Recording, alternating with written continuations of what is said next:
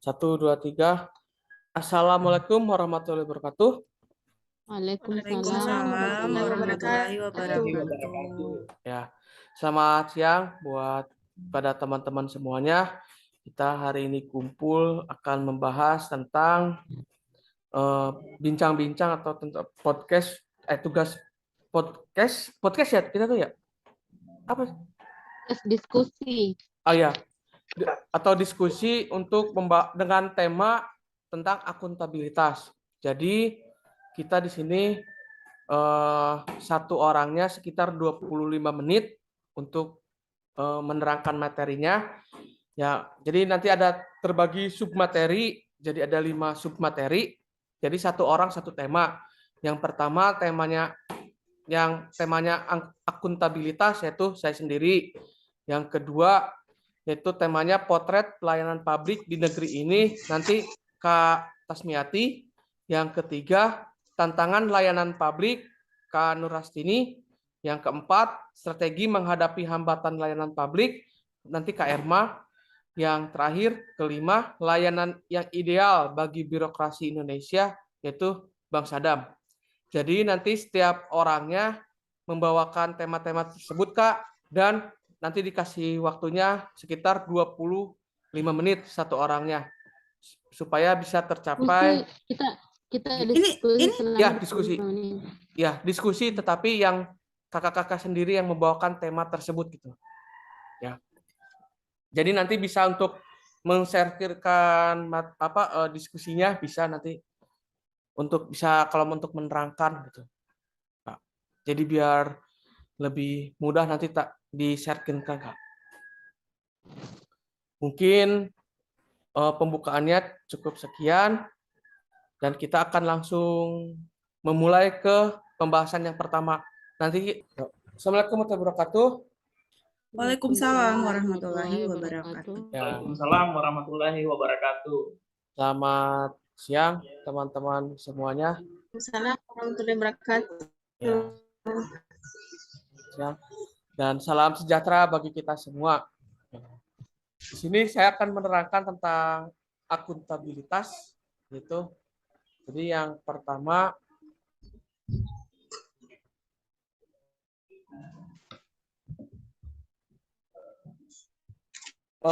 yang pertama adalah pengertian akuntabilitas. Akuntabilitas merujuk pada kewajiban setiap individu, kelompok, atau institusi untuk memenuhi tanggung jawab yang menjadi amanahnya, yaitu menjamin terwujudnya nilai-nilai publik.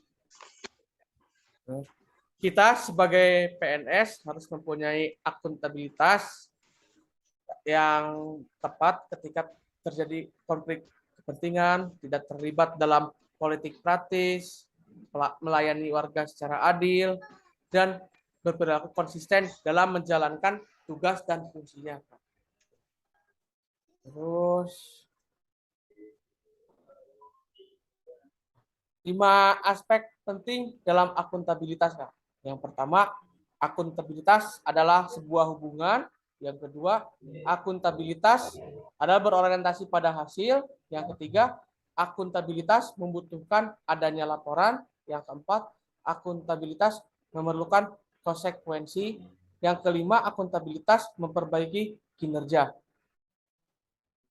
Tingkatan dalam akuntabilitas itu terbagi menjadi 5. Yang paling terbawah yaitu akuntabilitas personal, yaitu terus yang kedua akuntabilitas individu, yang ketiga akuntabilitas kelompok, yang keempat akuntabilitas organisasi, yang kelima akuntabilitas stakeholder.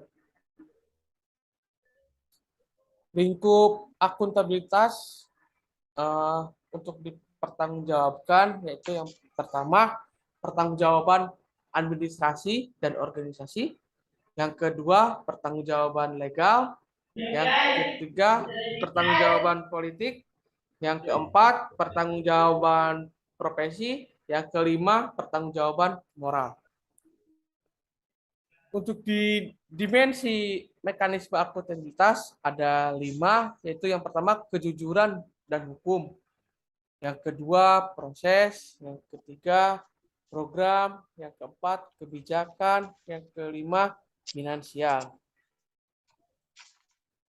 Langkah-langkah untuk menciptakannya akuntabilitas yaitu pertama kita merencanakan yang akan dilakukan, tentukan tujuan dan tanggung jawab yang pertama, Kak. Jadi dari sini, terus yang kedua rencanakan yang akan dilakukan untuk mencapai tujuan tersebut. Yang ketiga, lakukan implementasi monitoring kemajuan. Yang keempat, berikan laporan secara lengkap. Yang kelima, setelah laporannya sudah jadi, berikan evaluasi dan masukan perbaikan.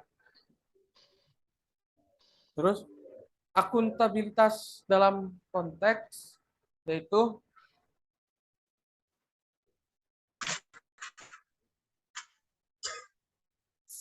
penggunaan sumber daya milik negara, transparansi dan akses informasi, konflik kepentingan, menyimpan dan penggunaan data dan informasi pemerintah, yang terakhir perilaku korup.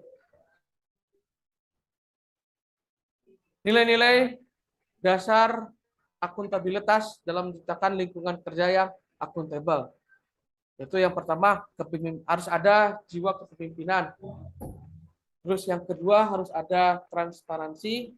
Yang ketiga harus ada integritas. Yang keempat harus ada tanggung jawab. Yang kelima keadilan. Yang keenam kepercayaan. Yang ketujuh keseimbangan. Yang kedelapan kejelasan. Yang kesembilan konsisten.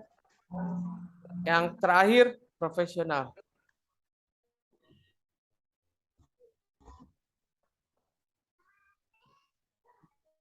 Pengembangan mekanisme akuntabilitas untuk yang pertama untuk kejelasan tugas dan peran. Yang kedua hasil akhir yang pasti spesifik. Yang ketiga prosesnya transparan. Yang keempat ukuran keberhasilan kinerja. Yang kelima konsultasi dan inspeksi publik. Terus takut ada yang mau ditanyakan, Kak? Ada? Iya. Iya. Ini kan akuntabilitas ini. Ini Iya. kan erat kaitannya dengan kehidupan kita di sekitar kita Iya. setiap hari. Apalagi untuk kita yang seorang ASN. Iya, Kak. Kalau menurut Pak Widi, cara untuk akuntabel bagi seorang ASN itu, terutama PNS itu kira-kira seperti apa ya? Iya. Jadi untuk PNS, bentar, Kak. Iya, ASN yang seorang PNS, terutama PNS. Jadi untuk jika PNS itu harus memiliki akuntabilitas, karena kalau tidak memiliki akuntabilitas akan nantinya mereka akan bekerja lambat dan berdampak pada pemborosan sumber daya dan memberikan citra PNS berkinerja buruk. Dalam kondisi tersebut, PNS perlu merubah citranya agar menjadi pelayan masyarakat dengan pelayanan prima. Nah, jadi setiap PNS itu yang tadi sudah dijelaskan, setiap di slide. Jadi seorang PNS itu harus mempunyai jiwa yang pertama kepemimpinannya, terus harus setelah kepemimpinan harus transparan dengan pihak siapapun dan harus mempunyai integritas yang bagus dan harus mempunyai tanggung jawab dalam pekerjaannya dan harus menerapkan keadilan kepada tidak membeda-bedakan antara satu yang lain dengan yang lainnya. Oh iya, seperti itu. Ya, baik, Supaya terima kasih. nantinya untuk mencapai seorang ASN untuk mencapai pelayanan prima. Jadi setiap ASN itu harus harus mempunyai profesional yang sangat tinggi. Itu, Kak. Tini. Oh ya, terima kasih. Saya rasa itu cukup jelas, Iya. bisa diterapkan nanti. Iya, siap, Kak. Terima Ada kasih. ada yang mau ditanyakan lagi? Saya Pak Widi ini Siap. mau bertanya, kira-kira faktor apa saja yang mempengaruhi terwujudnya akuntabilitas di birokrasi atau pemerintahan? Apa, Kak? Kurang. Faktor-faktor apa saja yang mempengaruhi terwujudnya akuntabilitas di pemerintahan atau birokrasi? Faktor akuntabilitas di pemerintahan tuh yang pertama harus adanya kesesuaian antara pelaksanaan dengan standar prosedur pelaksanaan, Kak.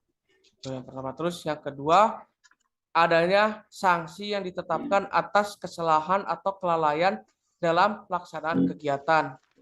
Yang ketiga, adanya output dan outcome yang terukur, Kak. Mungkin Eh, Maksudnya indikator apa yang bisa dinilai dari terwujudnya akuntabilitas dalam pemerintahan itu?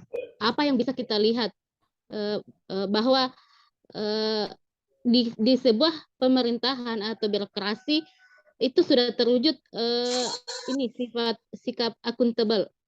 oh ya. Jadi kalau untuk bisa terlihatnya suatu organisasi atau suatu pemerintahan akuntabel yang sangat bagus, yaitu dengan tata cara menyebarkan kuesioner, Kak, kepada setiap yang sudah berkunjung ke organisasi atau ke pemerintahan tersebut. Jadi setelah selesai mereka masuk itu disertai dengan kuesioner, apakah kuesioner itu hasilnya sangat bagus atau tidak, nanti terlihat di dalam hasil kuesioner tersebut. Itu faktor outcome-nya gitu, Pak.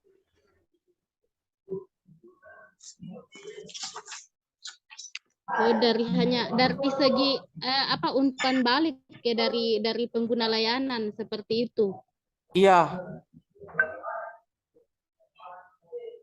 Jadi cuma punya satu cara untuk menilai kualitas dari kinerja dari orang-orang yang ada di pemerintahan seperti itu. Kinerjanya yang itu kan kinerja untuk melihat akuntabel secara keseluruhan, Kak. Jadi bahwa di secara organisasi gitu. Kalau untuk secara dari pihak pemerintahan itu kan dari pihak luar, Kak, untuk melihat bahwa organisasi tersebut sudah akuntabel atau tidaknya. Tetapi kalau dari pihak di dalamnya juga harus melakukan audit internal mungkin, Kak, untuk yang menerapkan SOP-nya, dia sudah menerapkan SOP atau belum, seperti itu mungkin, Kak. Jadi penilaiannya itu hanya diukur dari pengguna layanan seperti itu. Pengguna layanan dan dari dalam layanan tersebut, Kak. Jadi diadakan audit internal gitu, Kak. Audit internal. Iya, jadi harus diadakan audit internal dari dalam tersebut, tapi audit internalnya tuh harus dari pihak ketiga juga, Kak. Jadi biar lebih independen gitu hasilnya. Jadi nanti misalnya contohnya bahwa di organisasi atau di pemerintahan tersebut sudah menerapkan SOP dengan baik dan benar dari pihak auditornya gitu.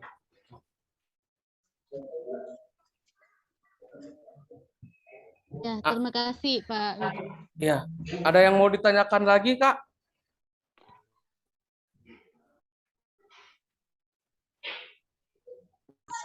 Bang Sadam ada yang mau ditanyakan? Jadi terima kasih. Iya. Ada sedikit yang mau saya tanyakan. Iya, Bang. Yaitu mengenai beberapa aspek akuntabilitas. Oh, jadi aspek-aspek akuntabilitas itu menyangkut beberapa hal. Yaitu yang pertama, akuntabilitas adalah sebuah hubungan. Terus yang kedua, akuntabilitas berorientasi pada hasil, yang hasilnya itu yang membutuhkan ya adanya laporan gitu Bang. Terus yang ketiga, yang terakhir, akuntabilitas memerlukan konsekuensi, serta untuk konsekuensi itu adalah untuk memperbaiki kinerja-kinerja para pegawainya gitu Bang. Jadi ada 3 aspek dalam aspek-aspek akuntabilitas itu Bang. Pak Widi, Siap. saya masih belum jelas dari Ya. beberapa aspek ini, dan mungkin bisa dijelaskan seperti apa seperti apa Implementasinya. bentuk dari implementasi aktivitas Iya. sebuah hubungan, bagaimana berorientasi pada hasil, ya mungkin bisa dijelaskan seperti apa bentuknya. Karena kita masih ambigu nih kalau bahasanya akuntabilitas sebuah hubungan. Mungkin dijelaskan seperti apa hubungan yang dimaksud. Oh iya. Ya. Untuk masalah apa namanya tadi, aspek-aspek kan ada 3 yang ada berapa tadi tuh? 5. Ada 5 ya. Iya. Yang pertama adalah akuntabilitas adalah sebuah hubungan. Jadi hubungan yang dimaksud adalah hubungan 2 pihak antara individu atau kelompok gitu. Jadi ada pemberi kewenangan bertanggung jawab memberikan arahan yang memadai, membimbing dan mengalokasikan sumber daya gitu. Terus yang kedua, akuntabilitas berorientasi pada hasil. Hasil yang diharapkan dari akuntabilitas adalah perilaku aparat atau pemerintah yang bertanggung jawab, adil, dan inovatif. Terus yang ketiga, akuntabilitas membutuhkan adanya laporan. Jadi laporan kinerja adalah memperwujudkan dari akuntabilitas tersebut. Dengan memberikannya laporan kinerja berarti mampu menjelaskan terhadap tindakan dan hasil yang telah dicapai oleh individu, kelompok, atau institusi. Begitu, Kak. Ada yang mau ditanyakan lagi? Akuntabilitas. Berarti Sisa tinggal 2, akuntabilitas memerlukan konsekuensi dan akuntabilitas memperbaiki kinerja. Yang seperti apa? Tadi kan aspeknya ada 5. ya Hmm. akuntabilitas Stabilitas memerlukan konsekuensi. Kira-kira yang seperti apa itu?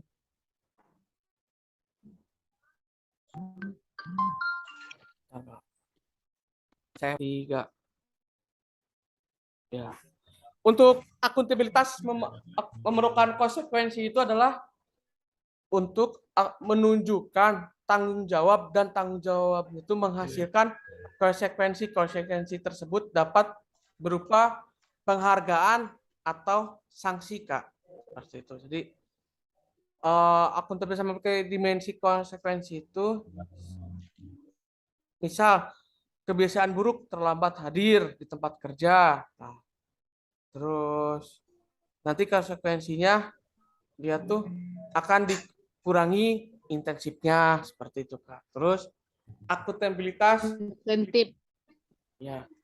Akuntabilitas memperbaiki kinerja. Jadi tujuan utama dari akuntabilitas ini adalah untuk memperbaiki kinerja ASN dalam memberikan pelayanan kepada masyarakat, yaitu dalam pendekatan akuntabilitas yang bersifat proaktif, yang dimaknai sebagai sebuah hubungan dan proses yang direncanakan untuk mencapai tujuan yang telah ditetapkan sejak awal, penempatan sumber daya yang tepat, dan evaluasi kinerja. Begitu, Kak. Itu gini, saya pernah dengar Ya, kata-kata yang agak mirip akuntabilitas dan responsibilitas ya. Ya. Itu sebenarnya sama atau beda? Beda. Bagaimana itu? Beda, Kak. Kalau untuk sebentar. Kalau untuk perbedaan antara akuntabilitas dengan Ya, respon responsibilitas. Itu kan dua responsibilitas kata itu, yang agak mirip. ya. Jadi dia tuh, bentar Kak. Kalau responsibilitas itu kita merespon sesuatu dengan sangat cepat dan tepat, Kak. Tapi kalau untuk akuntabilitas itu adalah memilih yang tepat ketika terjadinya konflik, tidak terlibat. Jadi beda konteks, Kak. Beda konteks ya. Iya. Jadi kalau Mungkin merujuk apa? Beda. Rujukannya beda. iya rujukannya beda, Kak. Ya, rujukannya ya dia kalau responsibility menurut saya itu yang berangkat dari moral individu. Jadi dia kewajibannya untuk bertanggung jawab yang Ya, berangkat dari moral individu. Mungkin sedangkan akuntabilitas adalah kewajiban yang bertanggung jawab kepada seseorang atau organisasi. Seperti kita bertanggung jawab terhadap profesi kita, terhadap iya, lembaga kita, begitu, Kak. seperti itu. Akuntabilitas. Kalau respon lebih kepada tanggung jawab moral. Iya, terhadap diri sendiri ya. Mungkin Jadi, dari sikap kita, ya, tanggung jadi jawabnya terhadap diri kita sendiri. ya, kalau untuk responsibilitas. Nah, tapi kalau untuk akuntabilitas kita harus mempertanggungjawabkan hasil kinerja kita itu ke pimpinan kita, Kak. Tapi kalau untuk responsibilitas tanggung jawabnya ya ke diri kita sendiri begitu, Kak. Mungkin cukup sekian ya, Kak, karena kan kita udah running out time. Sudah Oke, habis. terima kasih. Ya, langsung kita tutup ya. Selanjutnya, ya enggak jangan tutup lah. Selanjutnya kita masuk ke pembahasan, jadi baru tutup. Tapi Oh, jangan iya. ditutup karena kan disambung nanti videonya. Oh iya, siap-siap. Jadi kita selanjutnya akan membahas ke tema yang kedua, yaitu sebentar, Kak. Yaitu potret pelayanan publik di negeri ini, nanti yang akan disampaikan oleh Kak Tasmiati. Jadi kalau untuk materi dari saya cukup sekian, dan terima kasih kepada teman-teman sudah memperhatikannya. Terima kasih. Assalamualaikum. Kita ganti ini, Kak. Kita ganti link. Penasaran, cek promo kebut di Tokopedia. Jadi terima kasih teman-teman. Pada hari ini kita membahas tentang potret layanan publik. Nah, di sini saya akan memutar sebuah video tentang pelayanan di sebuah rumah sakit. Nih. Subscribe YouTube channel official iNews dan nyalakan lonceng. Sementara itu pemirsa, protes keras dilayangkan oleh seorang Bisa disimak pasien di rumah sakit Iya, umum Kak. daerah Kota. Pasien menilai pelayanan rumah sakit buruk imbas dari aksi mogok komite perawat rumah sakit.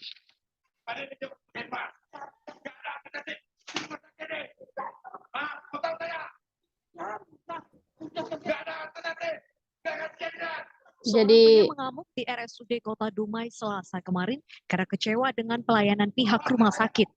Saking kesalnya, dia bahkan melemparkan foto ronsen dan sendang karena merasa tidak dilayani dengan baik saat berobat.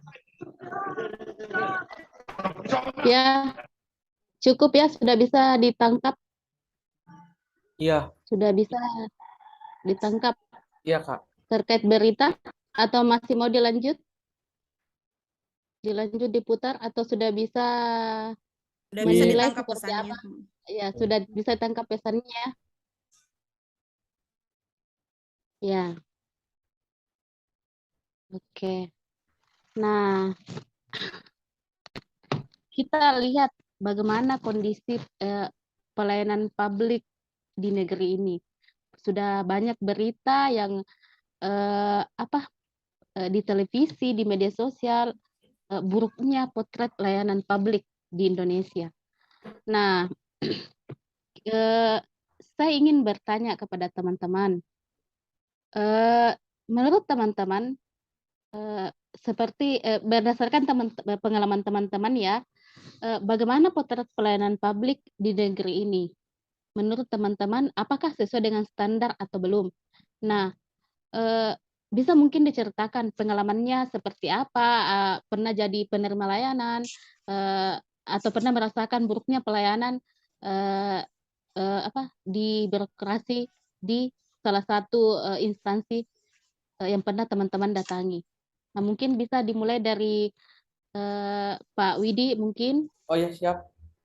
Ya, mungkin di sini saya pernah mengalami atau pengalaman tentang terkait pelayanan publik yang bisa dibilang sangat buruk gitu Kak, gitu. Atau sangat bisa dibanding-bandingkan gitu Kak. Jadi pada saat teman saya ada yang sakit, pergi ke suatu rumah sakit swasta di daerah A gitu. Jadi pada saat pergi ke sana, rumah sakit swasta tersebut emang bisa menerima kalau secara tampilan rumah sakit tersebut terlengkap di daerahnya, dari dalam hal apapun terlengkap dan terbagus di daerah tersebut, tetapi bisa untuk memakai asuransi gitu Kak. Jadi teman saya tuh pakailah asuransi tersebut, asuransi pemerintah gitu Kak. Nah, jadi sampai di sana tuh langsung dibedakan Kak pelayanannya antara asuransi pemerintah tersebut sama yang tidak memakai asuransi. Jadi ada beda saja gitu Kak. Iya. Diskriminatif ya? Iya, diskriminatif gitu Kak. Jadi pada saat itu kita ya sudahlah beralih ke pelayanan bayarnya tidak menggunakan pelayanan tidak menggunakan biaya asuransi pemerintah, jadilah kita menggunakan biaya individu gitu Kak. Jadi bayar secara umum gitu. Bah, baru dibayar secara umum, barulah dilayani dengan baik dan benar. Jadi ya pengalaman terburuk bagi kita, soalnya pada saat itu teman saya dalam kondisi yang sangat mengkhawatirkan. Seharusnya jadi Pak Widi menyaksikan langsung ya seperti itu iya, pelayanannya. iya, jadi ada gap antara asuransi pemerintah dengan kita membayar biaya sendiri. Jadi kendala yang dihadapi itu, jadi tindakan seperti apa yang Pak Widi bisa lakukan terkait terendahnya potret pelayanan publik yang masih sangat-sangat buruk. Iya. Jadi Kira-kira ya apa yang Pak Widi lakukan? saya melakukan pada saat itu langsung ini Kak, pindah pelayanan dari asuransi tersebut pindah ke pelayanan yang individu atau pelayanan umum Kak. Jadinya bayarnya ya secara umum gitu. Tidak memakai asuransi Kak. Ya. Kalau menurut Pak Sadam bagaimana? Apakah pernah mengalami juga hal semacam itu? Jadi, Pengalaman terima kasih. dalam pelayanan ya. Jadi untuk pelayanan yang buruk yang ada dirasakan langsung di masyarakat, saya pernah kemarin di salah satu rumah sakit, katakanlah rumah sakit A, itu ada pasien yang seharusnya dirujuk, tapi kendalanya di situ tidak melayani karena dia tidak mempunyai BPJS. Jadi setelah lama berdiskusi dengan pihak kesehatan, pihak petugas kesehatan, lama prosesnya, tapi ini teman inisiatif menelpon salah satu anggota dewan di kabupaten tersebut, taruhlah misalkan kabupaten A, jangan disebut. Kemudian ini anggota dewan menelpon direktur rumah sakit, jadi disampaikan untuk pasien itu setelah segera dirujuk. Kemudian direktur rumah sakit ini menindaklanjuti kepada bawahannya dan pasien itu segera dirujuk. Jadi di sinilah kita melihat potret pelayanan yang ada di bawah masih sangat kurang terhadap nilai profesional. Seharusnya pasien ini emergensi darurat segera dirujuk, nanti itu perlengkapan administrasinya bisa diurus setelah pasien itu sudah diberangkatkan untuk dirujuk ke rumah sakit yang lebih lengkap fasilitasnya. Jadi itu kemarin pengalaman yang saya alami bersama teman di salah satu rumah sakit, kemudian di salah satu kabupaten. Jadi itu sedikit. Jadi kira-kira apa penyebab kenapa kondisi pelayanan publik bisa seperti ini? Kira-kira penyebabnya dan peran masyarakat seperti apa sih untuk memperbaiki layanan publik di negeri ini? Bisa mungkin jadi penyebabnya mungkin salah satu faktor yaitu kurang profesionalnya petugas yang ada saat itu. Mereka tidak menerima saran atau pendapat tentang bagaimana ini penyelamatan nyawa satu pasien yang sudah emergensi, tapi menolak untuk melakukan rujukan. Jadi saran atau masukan pada saat masyarakat itu memberikan masukan bahwa kalau ada pasien yang sementara darurat, silahkan dirujuk dulu. Nanti proses kelengkapan administrasi baru dilengkapi setelah pasien itu diberangkatkan. Seperti itu kemarin masukan yang kami berikan kepada pihak rumah sakit tersebut. Jadi seharusnya ada umpan balik dari saran-saran yang diberikan masyarakat, seperti itu ya? Iya. Jadi di sini juga salah satu faktor penyebab adalah kurangnya partisipasi masyarakat. Nah, kita ketahui bahwa masih banyak sekali masyarakat yang takut mengingatkan para penyedia layanan, pelaksana layanan publik dalam menyampaikan keluhan-keluhan atau mengingatkan para birokrasi untuk bekerja lebih profesional. Jadi bagaimana tindakan kita? Bagaimana tindakan yang seharusnya kita lakukan? Karena masih banyak masyarakat. Mungkin saran-sarannya untuk kepada masyarakat seperti apa? Jika menemukan hal-hal seperti itu. Jadi saran atau penyampaian yang seharusnya disampaikan kepada masyarakat. Harusnya kita lebih berani untuk menyampaikan hal-hal tersebut, utamanya kepada pimpinannya, kemudian penentu kebijakan di daerah itu, agar kejadian yang terjadi tidak terulang kembali ke depannya. Jadi kita adakan penyampaian kepada masyarakat. Dan itu kemarin dilakukan salah satu anggota dewan yang ada di kabupaten tersebut. Dia melakukan sosialisasi melalui sosial media, dia pasang di situ nomor kontak yang bisa dihubungi. Jadi apabila masih ada yang mengalami kendala, baik itu di pelayanan publik, kesehatan, dan lain-lain, segera menghubungi nomor kontak tersebut. Jadi itu saya salut dengan anggota dewan tersebut, karena dia secara langsung memberikan nomor kontak yang bisa dihubungi apabila mendapat kendala yang terjadi di pelayanan publik, utamanya di pelayanan publik kesehatan. Seperti itu mungkin. Berarti nilai-nilai berakhlaknya sudah diterapkan ya oleh anggota dewan ini, betul-betul sudah mewakili rakyat seperti itu ya. Dia sampaikan di sosial media langsung nomor kontak yang bisa dihubungi apabila masih ada kendala. Tapi itu bagian dari anggota dewan yang lain, karena seandainya semua di setiap dapil bisa seperti itu, maka negara kita akan berkembang dengan baik. Bagus inovasi pelayanan rakyatnya. Iya. Itu bisa jadi contoh dari anggota dewan yang lain, kemudian dari kabupaten yang lain. Tapi saya rasa banyak yang seperti itu. Tapi banyak juga yang ada cuek. Bagaimana seperti itu? Jadi ya seperti itu, luar biasa ya anggota dewan. Semoga semua pelayan birokrasi di Indonesia mempunyai kesadaran untuk terus meningkatkan kualitas pelayanan di Indonesia. Nah, selanjutnya Ibu Nur Astini, bagaimana bisa menceritakan pengalamannya seperti apa terkait potret pelayanan publik di negeri ini?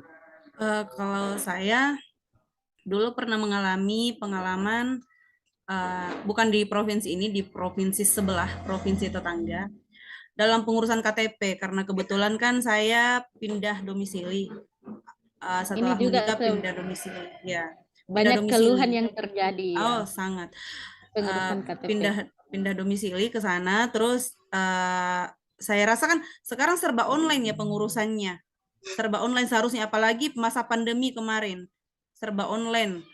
Tapi ini saya mengurus KTP, kenapa tidak kelar-kelar begitu, padahal datanya lengkap, apa segala macam, terus katanya masih masuk daftar antrian. Ujung-ujungnya ternyata kebetulan di kantor itu ada temannya teman-teman suami saya yang membisiki katanya kalau mau beres bayar 300.000. Nah, bayar 300.000. Kebetulan saya itu hari itu lagi di Mamuju. Tanpa sepengetahuan saya ya suami saya tinggal bayar saja. Ya sudah beres. Lusanya kemudian KTP-nya sudah ada di tangan. Gitu. Jadi tindakannya berupa pungli ya, Pungli. Pungli. Nah, selain keluhan-keluhan pungli seperti itu, keluhan-keluhan apa saja yang biasa terjadi, yang dikeluhkan masyarakat terkait terkait layanan publiknya? Mungkin Ibu pernah mendengar, ini saya seperti ini ya, saya pernah dilakukan seperti ini ya. Keluhan-keluhan seperti apa saja yang pernah Ibu dengar dari masyarakat? Kalau mengenai contoh-contoh kasus ya, contoh-contoh kasus dari teman-teman yang tadi ada yang di rumah sakit, saya yang pungli di kantor dinas gitu, kantor dinas A gitu. Mungkin ini lebih kepada di samping kadang ada masyarakat yang tidak berani, juga ketidaktahuan, kekurang tahuan masyarakat mengenai alur, mengenai proses supaya bisa ditindaklanjuti apa segala macam. Mungkin perlu edukasi lah ke masyarakat kalau ada kasus seperti ini, rujukannya seperti ini, prosedurnya itu seperti ini. Masih banyak masyarakat yang kurang tahu tentang prosedur pelayanan publik yang maksimal itu seperti apa. Jadi menurut Ibu, bagaimana cara meningkatkan kualitas pelayanan yang baik di sebuah birokrasi? Tentu kalau meningkatkan prosedur pelayanan tentu harus dikembalikan dulu ke dalam diri masing-masing, internal organisasi. Kalau bagaimana bisa tercipta proses pelayanan yang baik kalau di dalamnya sendiri sudah rusak gitu. Jadi ada mereka yang menawarkan komunikatif. Iya. Komunikatif ya. Dia harus mampu berkomunikasi dengan baik, mungkin dengan ya penerima layanan seperti itu ya. Jadi meningkatkan kualitas pelayanan itu harus ada umpan balik atau menerima segala masukan dan menindaklanjuti. Seperti itu yang dimaksud Ibu? Seperti itu. Kemudian dicarikan solusi yang terbaik ya. Iya. Terima kasih. Selanjutnya peran aktif ya. Perlu kerjasama seperti tadi yang dibahas tentang akuntabilitas, ada hubungan penerima dan penyedia layanan. Iya. Selanjutnya Ibu Erma bisa mungkin pengalamannya seperti apa?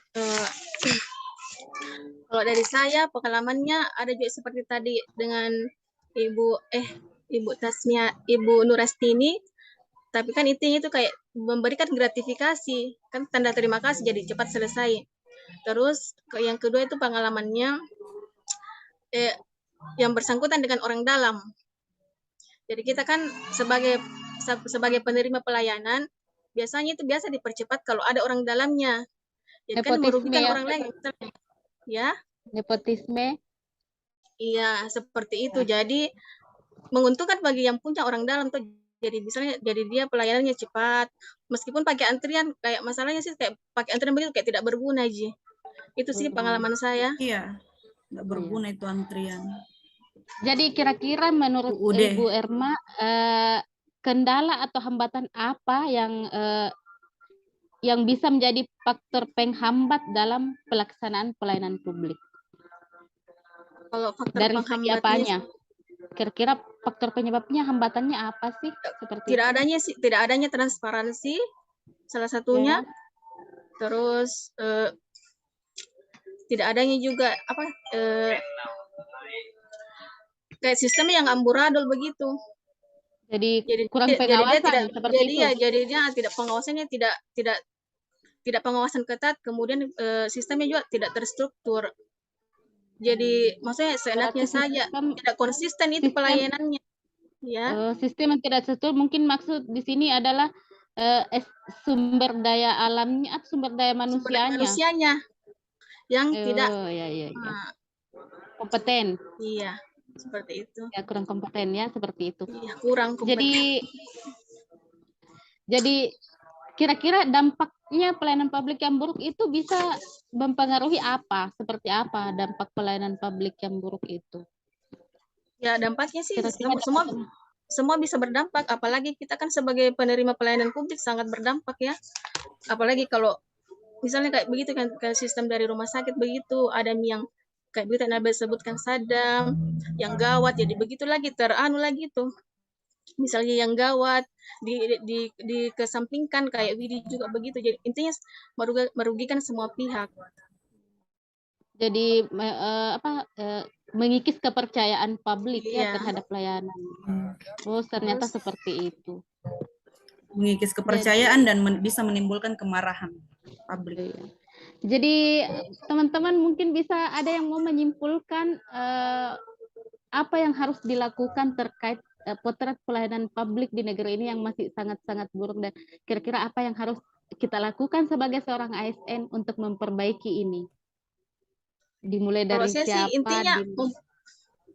intinya sih di dalam diri kita menerapkan itu tadi kayak nilai-nilai bela negara seperti itu maksudnya diimplementasikan kayak cinta tanah air kan kita kayak setiap dalam diri kita ada sifat-sifat kecinta tanah airannya, kebelanegaraannya. Seperti itu sih kalau menurut saya. Bang Widi, sebagai seorang ASN yang baru, bagaimana tindakan nantinya di dunia kerja untuk memperbaiki layanan publik? Untuk memberi apa? Halo Kak. Bang Widi. Halo. Ya. Sebagai ASN yang baru? Halo Kak. Cek, Ya, cek. halo. Sebagai ASN, bagaimana nanti ke depannya Bang Widi memperbaiki layanan publik ini? Tindakan apa yang pertama kali Bang Widi akan lakukan di tempat kerja nantinya? Kalau untuk tindakan pertama, saya akan menjadi role model terhadap mereka, Kak. Gitu. Dikarenakan kita kan sebagai warga baru masuk ke lingkungan baru. Gitu. Jadi kita tidak bisa untuk mempengaruhi dengan sangat cepat, tetapi kita paling mempengaruhinya sedikit demi sedikit. Dimulai dari diri saya sendiri, saya memperlihatkan role model dari mulai saya datang tepat waktu, sebelum terus membersihkan ruangan, terus menghargai pendapat orang-orang, seperti itu, Pak.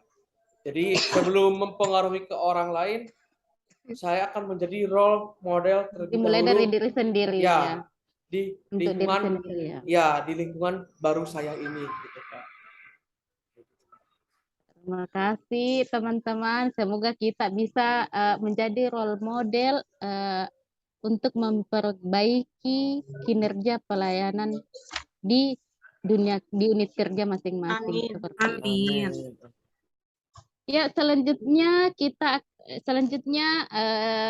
akan membahas tentang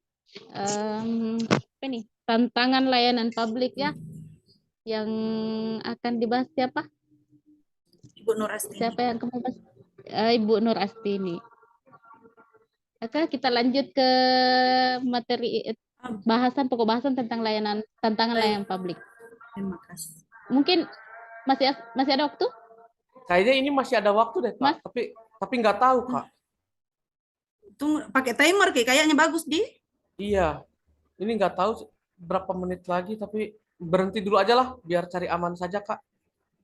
Iya, nanti tiba-tiba. Sebelum kita melanjutkan materi selanjutnya, alangkah baiknya kita melakukan ice breaking terlebih dahulu ya, teman-teman.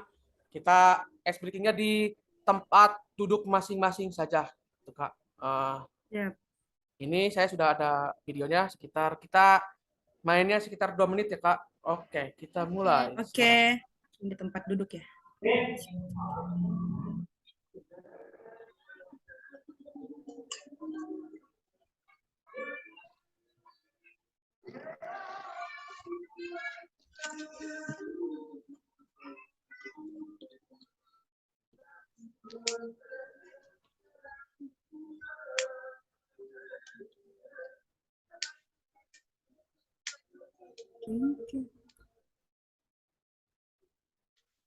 Suaranya. Dari suaranya.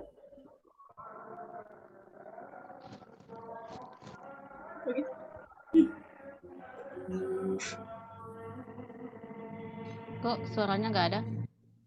Iya, suaranya nggak ada, Widi.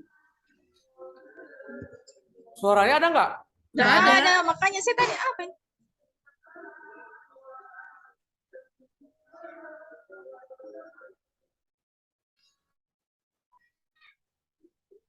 Memang tidak ada suaranya. Ada, Kak. Ini di headsetku ada suaranya. Saya nggak ada. Tidak ada Di di sini. headsetku ada suaranya. Di sini tidak ada.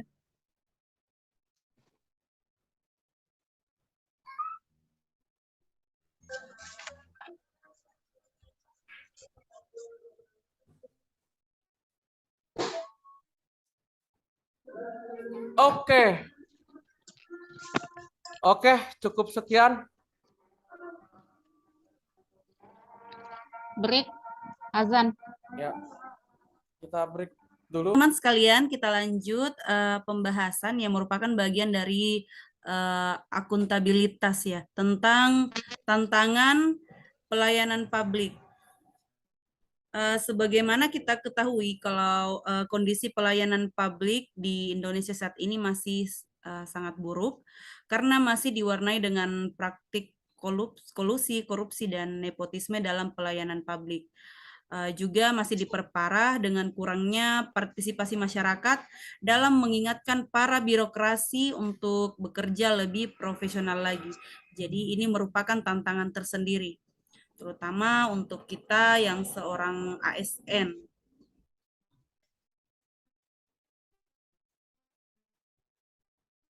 Selain itu,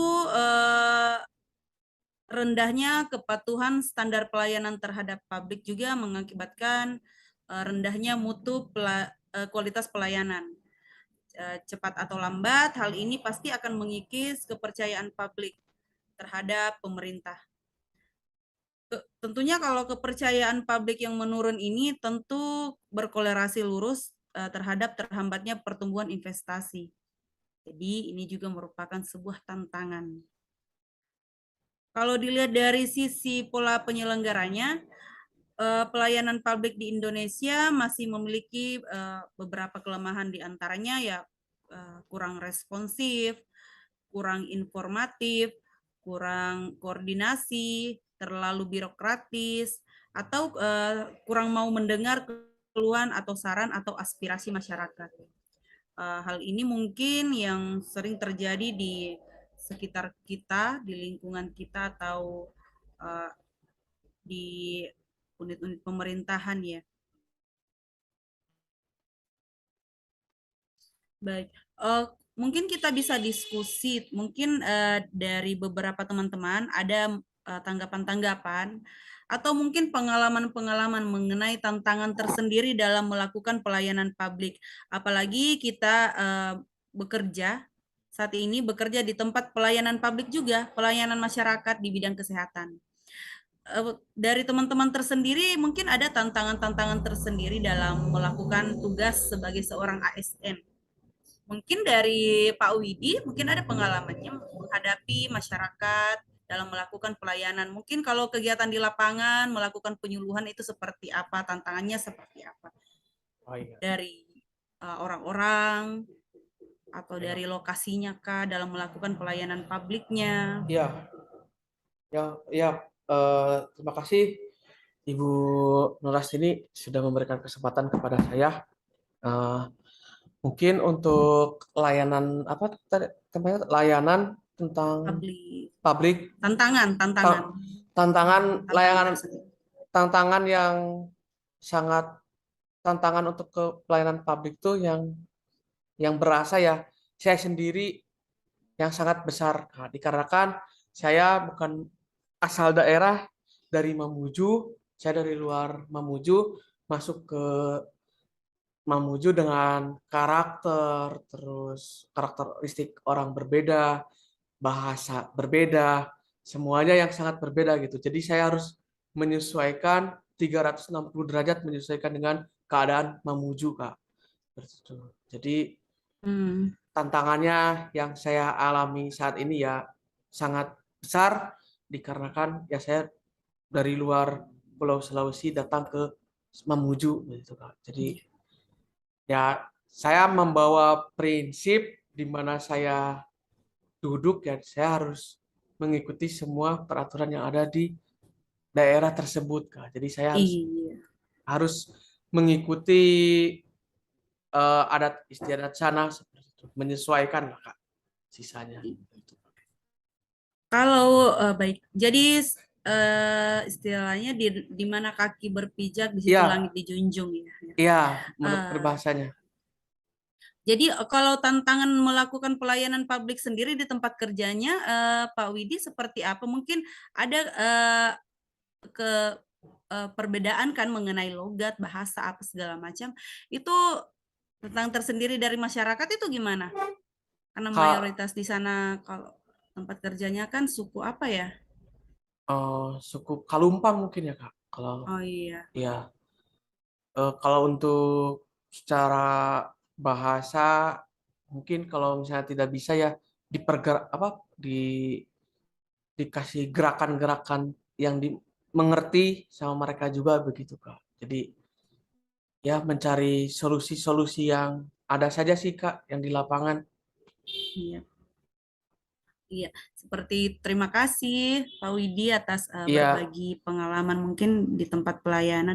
Kalau dari masyarakat sendiri tidak ada yang gimana-gimana mungkin Pak Widi? kalau dari masyarakat tidak ada yang komplain sih, Kak. Untuk Oh, alhamdulillah tidak ada yang komplain sampai saat ini dikarenakan kita satu bahasa dan satu nusa, ya kita memakai bahasa yang sama yaitu bahasa Indonesia. Jadi mengerti juga sama dimengerti juga sama pihak masyarakat begitu, Kak. baik. Baik, terima kasih. Itu tadi sedikit pengalaman dalam melakukan pelayanan publik. Ada tantangan-tantangan tersendiri di setiap tempat kerja kita masing-masing. Mungkin dari Pak Sadam, mungkin ada mau berbagi atau tanggapannya mengenai eh, tantangan tersendiri dalam melakukan pelayanan publik di negara kita. Jadi terima kasih. Jadi tanggapan saya sedikit itu mengenai pelayanan publik di lapangan. Misalkan kita turun terjun ke lapangan untuk melakukan pelayanan ke masyarakat, itu biasa kendalanya pemerintah setempat. Ada yang mendukung, ada yang tidak. Jadi itu adalah salah satu kendala. Yang tidak mendukung ini biasa tidak memberikan fasilitas, misalkan tidak memberikan fasilitas penyampaian kepada masyarakat secara umum. Memang ada penyampaian, tapi sebagian beda di tempat-tempat lain. Misalkan kepala tempat A dan B, yang satu mendukung penuh program yang dilakukan, yang satunya setengah-setengah mendukung. Jadi itu adalah salah satu kendala yang dialami. Jadi ke depan mungkin bisa lebih mendukung lah, lebih baik lintas sektor. Jadi Ya, semua harus dari lintas sektor.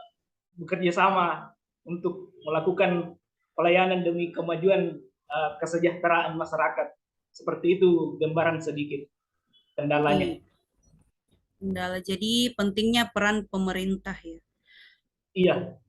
Pentingnya, tapi mungkin dari partisipasi masyarakat juga yang mungkin kurang mengingatkan para birokrasi ini untuk bisa lebih profesional. Bagaimana dengan partisipasi masyarakat? Partisipasi masyarakat, bagaimana tanggapan-tanggapan masyarakat tentang mungkin pelayanan publik yang masih kurang di wilayah kerjanya atau di lingkungannya seperti itu, misalkan?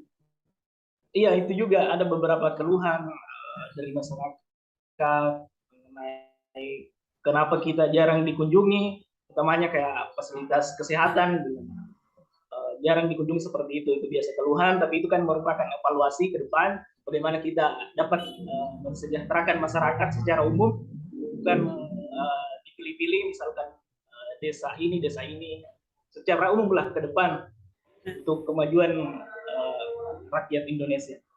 Iya, baik. Tentu peran pemerintah sangat penting ya, karena jangan sampai kepercayaan publik terhadap pemerintah itu menjadi hilang. Iya, efeknya ke depannya kan tidak bagus. Baik, itu tadi beberapa tanggapan sebagai pengalaman juga dari Pak Sadam mengenai tantangan dalam melakukan pelayanan publik di daerahnya. Mungkin dari teman-teman yang lain ada yang mau memberikan pengalaman atau tanggapan, saran dari Ibu Irma.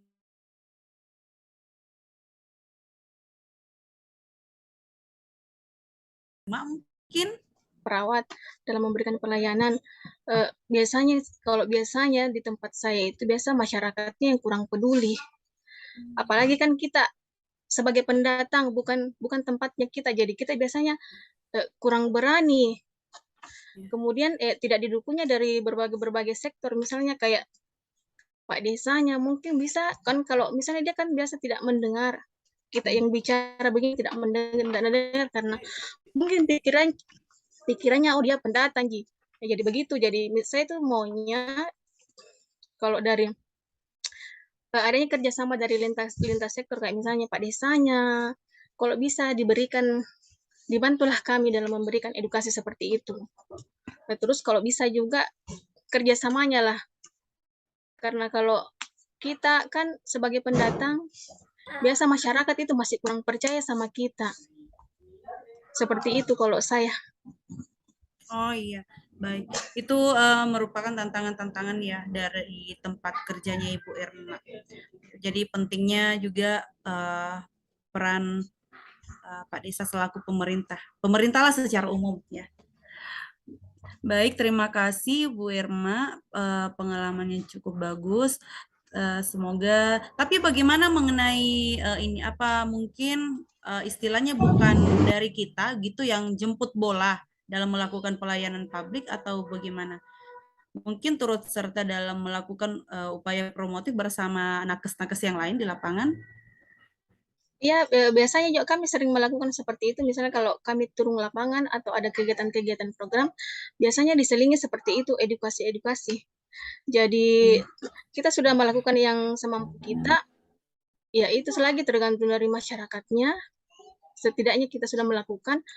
Dan kemudian ya intinya kalau mungkin dari satu pihak saja, kita saja yang melakukan, biasanya sih kurang efektif. Iya, efektif sih. Jadi saya berharapnya ada dukungan dari pihak-pihak yang lain seperti itu. Ya, pentingnya untuk bersinergi untuk kemajuan bersama. Baik, terima kasih Bu Irma. Mungkin kalau pengalaman-pengalaman serupa teman-teman yang lain, saran atau tanggapan, mungkin Ibu Tasmiati bisa memberikan contoh atau pengalamannya juga mengenai tantangan dalam melakukan pelayanan publik di wilayah kerjanya atau mungkin di tempat tinggalnya. Apalagi tentang kita kan baru-baru ini ada BIAN ya, BIAN. Bulan Imunisasi Anak Nasional itu kan masih banyak di lapangan para orang tua yang takut anaknya disuntik karena katanya vaksin lagi. Mungkin ada yang punya pengalaman seperti apa melakukan pelayanan di masyarakat mengenai imunisasi atau edukasi mengenai makanan seimbang atau apa gitu. Nah, ini terkait kesehatan kita sebagai ASN Nakes. Saya sendiri mungkin sedikit mau membahas tentang tantangan dalam melakukan pelayanan publik. Pengalamannya misalnya masih banyaknya masyarakat atau orang-orang oknum tertentu, misalnya dia punya kekuasaan, dia punya jabatan, atau dari segi jabatan, dari segi harta mungkin lebih, jadi selalu ingin didahulukan seperti itu. Tidak dipungkiri bahwa keadaan seperti itu sering kita lihat dan terjadi pada pelayanan publik, mencari koneksi atau orang dalam. Nah,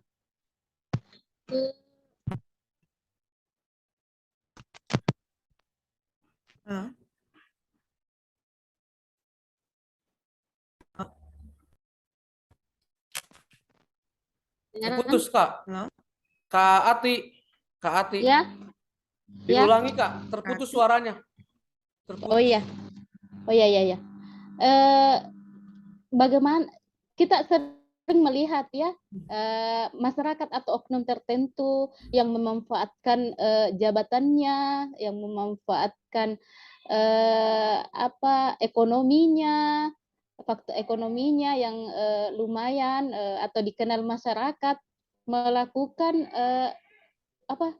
meminta pelayanan yang lebih, ya, entah itu didahulukan atau mencari orang dalam agar diberikan pelayanan yang terbaik, bahkan menghalalkan segala dengan cara memberikan uang pelicin sebagai hadiah.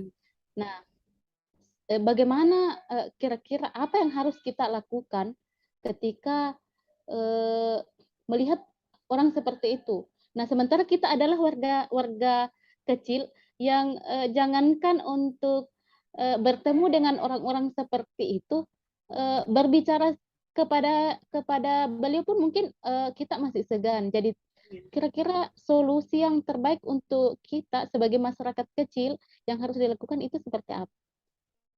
Iya. Baik, tidak bisa dipungkiri memang fenomena seperti ini seringkali terjadi dan bahkan sudah lama sering terjadi di lingkungan kita, betapa ada orang-orang yang mengkastakan dirinya untuk dilayani dengan sedemikian rupa, meskipun itu sebenarnya pelayanannya tetap sama karena itu pelayanan publik, bukan pelayanan secara personal. Mungkin lebih kepada apa ya, kita sebagai ASN tentu ini tugas berat bagi kita sebagai seorang ASN untuk bagaimana berpartisipatif, jadi role model untuk menerapkan konsep-konsep berakhlak ASN, mungkin seperti itu ya. Jadi ya. Maksudnya pada saat menghadapi, kita berada di tempat itu. Nah, tindakan kita seperti apa? Mau langsung menegur atau bagaimana atau bagaimananya? Mungkin efektifnya mungkin karena orang-orang yang biasa mengkastakan dirinya mungkin pasti akan emosi ya, mungkin kalau misalnya ditegur langsung. Mungkin kita tetap bisa melakukan sesuai prosedur pelayanan saja. Menjelaskan bahwa prosedur pelayanan standar itu seperti ini. Kalaupun kemudian oknum akan bertemu dengan pimpinan kita, itu menjadi tanggung jawab pimpinan kita lah untuk melayani begitu. Tapi kita sebagai ASN hanya cukup melakukan pelayanan standar saja.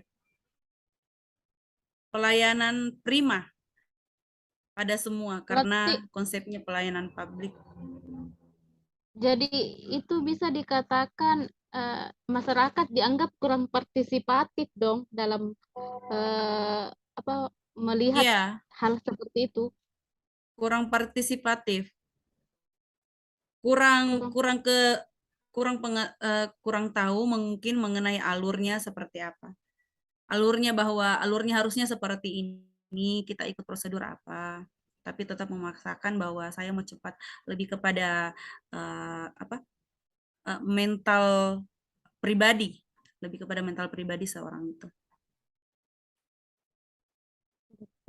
Jadi sebagai ASN kita cukup memberikan pelayanan standar yang sesuai prosedur saja. Begitu. Untuk tindak lanjutnya mungkin ke atas ya mungkin bisa pimpinan kita lah. Jadi dikembalikan ke petugas saja intinya ya, dikembalikan ke petugas. Apakah mempunyai kesadaran untuk menerima hal seperti itu, seperti itu? Tidak menerima, tetap melakukan tugas seperti prosedurnya. melakukan tugas kita sebagaimana prosedur yang telah berlaku. Kalaupun orang tersebut mungkin melakukan hal-hal yang seperti entah pelicin apa, itu sudah di luar kuasa kita. Yang penting kita bukan kepada kita gitu. Kalaupun melakukan sama pimpinan, ya mungkin pimpinan yang sudah mungkin bisa bertindak seperti itu. Kita cukup melakukan tugas kita, melakukan standar pelayanan kepada masyarakat. Mungkin ada tanggapan lagi dari teman-teman?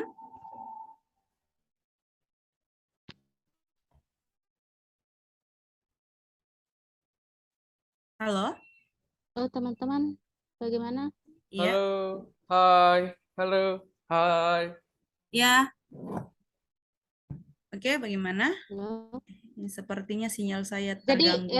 saya masih ingin bertanya. Ya, silahkan ingin Ibu bertanya, Tasmiati. Kira-kira menurut teman-teman apa layanan apa saja kah yang masih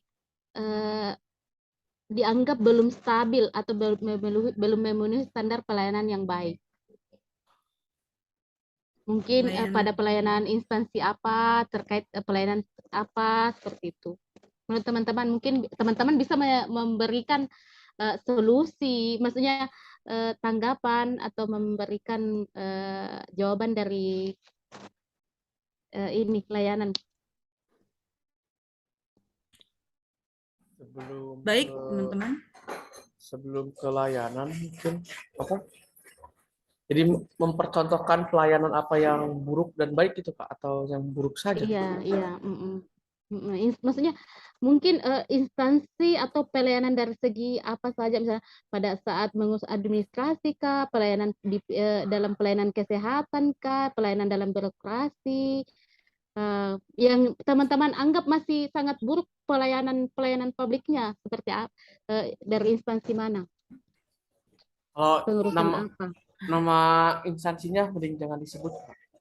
Ya, mungkin dari segi pelayanan seperti apa, misalnya pelayanan administrasi atau kelengkapan administrasi untuk pribadi atau masyarakat, atau pelayanan di layanan kesehatan atau pelayanan di birokrasi, seperti apa?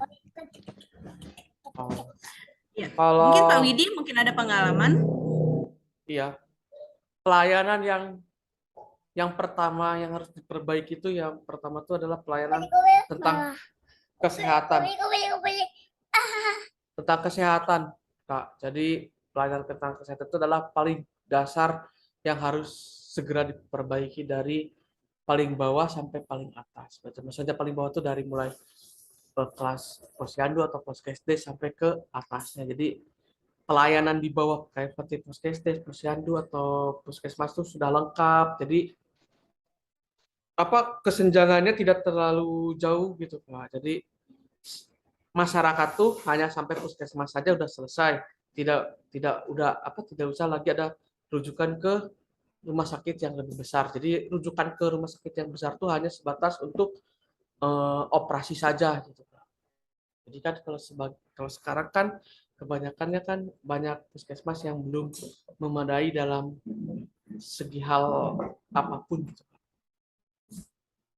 Jadi masyarakat juga kan senang gitu, tidak mengeluarkan biaya atau ongkos untuk melanjutkan lagi ke atasnya ke kota gitu. Misalnya contoh di yang tempat yang jauh misalnya, jadi udah pelayanan kesehatannya di tingkat puskesmas itu sudah bagus, jadi sudah selesai sampai tingkat puskesmas, jadi masyarakat tuh pulang lagi ke rumahnya masing-masing kan cepat lagi untuk beraktivitas kembali. Begitu. Itu sangat solutif ya Pak Widi. Mengingat memang sekarang masih banyak puskesmas yang bahkan dari segi bangunannya saja ada yang belum layak seperti itu. Kalau saya sendiri menilai, menurut saya pribadi ya, memang saya pendapat dengan Pak Widi tentang layanan kesehatan, tapi saya melihat dari sisi pelayanan dari yang memberikan pelayanan dari segi komunikasi. Ya. Nah, masih Iya. banyak. Mungkin bukan hanya kita sebagai orang Promkes yang perlu dibekali pelatihan atau orientasi KAP. Iya. Nah, karena kenapa? Karena kita memang basicnya ke masyarakat, komunikasinya ke masyarakat, tapi ada yang lebih spesifik dalam melakukan pelayanan, yaitu komunikasi kepada pasien. Bagaimana orang di puskesmas bisa memberikan, bagaimana menyambut pasien, bagaimana berbicara kepada pasien, bagaimana cara memberikan pelayanan agar pasien merasa puas dalam pelayanan kita, seperti itu. Jadi kalau dari segi pelayanan ya lebih ke pemberi layanan di dunia kesehatan, seperti itu. Karena ada kebanyakan, paling banyak mengeluh saya dengan tentang fasilitas di kesehatan yang kadang mungkin sudah capek, kita butuh dimengerti masyarakat, jadi sikap kita pada saat ada pasien ada lagi, jadi muka kita yang kadang cemberut, kadang jengkel, tapi sebenarnya tidak bisa diperlihatkan sama masyarakat. Seharusnya meskipun bagaimanapun kondisinya, bagaimanapun keadaannya, tetap melakukan pelayanan prima. melakukan pelayanan yang terbaik, seperti itu. Sangat inspiratif sekali ya dari Ibu Tasmiati. Mungkin ada lagi dari teman-teman tanggapan-tanggapannya mengenai proses pelayanan publik selama ini. Baik Pak Widi, ini waktunya masih ada. Sekitar 5 menit lagi, Kak. Pak Sadam. Oh Pak iya. Sadam. Dari Pak Sadam, bagaimana dengan kondisi pelayanan publik mungkin di Karatahun? Ya, bagaimana Kak? Iya. Mungkin pelayanan publik di Karatahun itu bisa seperti apa? Mungkin Pak Sadam mau berbagi cerita di sana, ada masyarakat yang pernah mengeluhkan keluhannya, mengeluhkan keluhan pelayanan di Puskesmas Karatahun itu seperti ini. Apalagi pernah kan ada kejadian ya bagian, oh itu Puskesmas Bonehawa atau Kalumpang ya? Yang Kalumpang itu di Kalumpang. iya, Kalumpang ya. Jadi itu pelayanan di Puskesmas Karatahun. Secara umum itu kendala Medan yang sangat luar biasa. Iya. Apabila ada masyarakat yang sakit, itu ditandu ke Puskesmas 1 hari 1 malam baru tiba. Kemarin ada pernah kasus dia hamil, dia dirujuk ke rumah sakit, dia melahirkan dalam perjalanan. Jadi untuk kedepannya mungkin pemerintah bisa memperbaiki infrastruktur ya, pelayanan infrastruktur dalam peningkatan pelayanan publik ya teman-teman. Iya. Oke, baik. Baik, demikian pembahasan kita. Mungkin kita akan ke pembahasan selanjutnya ya teman-teman. Cukup inspiratif dan solutif sekali pembahasan kita kali ini mengenai tantangan-tantangan dalam melakukan pelayanan publik. Baik, teman-teman yang mungkin mau ingin membahas pembahasan selanjutnya dipersilahkan. Ibu Irma ya. 2, 3. Oke, Kak. Langsung ke tantangannya saja. Baiklah, saya akan melanjutkan materi yang tadi. Ini ada pembagian-pembagian subnya juga. Di sini saya akan bahas yaitu strategi dalam menghadapi hambatan-hambatan pelayanan publik. Sebelum saya masuk strateginya, saya mau jelaskan dulu pelayanan publik itu apa. Menurut Undang-Undang Nomor 25 2009 Pasal 1 Ayat 1, pelayanan publik yaitu kegiatan atau rangkaian kegiatan dalam rangka pemenuhan kebutuhan pelayanan sesuai dengan peraturan perundang-undangan bagi setiap warga negara dan penduduk atas barang dan jasa atau pelayanan administratif yang disediakan oleh penyelenggara pelayanan publik. Di sini ada pun strategi pelayanan publik menurut David Osborne. Ada 5 strategi dalam pelayanan publik yang biasa disebut dengan FEPSI. FEPSI itu seperti apa? FEPSI itu yang satu core strategi atau strategi inti.